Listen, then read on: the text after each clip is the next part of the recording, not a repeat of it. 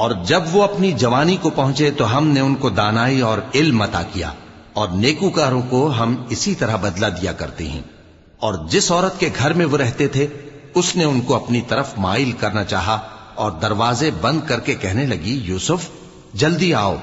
انہوں نے کہا کہ اللہ پناہ میں رکھے، وہ یعنی تمہارے میاں تو میرے آقا ہیں، انہوں نے مجھے اچھی طرح سے رکھا ہے، میں ایسا ظلم نہیں کر سکتا، بے شک ظالم لوگ فلاح نہیں پائیں گے۔ اور اس عورت نے ان کا قصد کیا اور انہوں نے اس کا قصد کیا۔ اگر وہ اپنے پروردگار کی نشانی نہ دیکھتے تو جو ہوتا سو ہوتا۔ یوں اس لیے کیا گیا کہ ہم ان سے برائی اور بے حیائی کو روک دیں، بے شک وہ ہمارے چنے ہوئے بندوں میں سے تھے۔ اور دونوں دروازے کی طرف بھاگے، آگے یوسف پیچھے زلیخا، اور عورت نے ان کا کرتا پیچھے سے پکڑ کر جو کھینچا تو پھاڑ ڈالا، اور دونوں کو دروازے کے پاس عورت کا خاوند مل گیا۔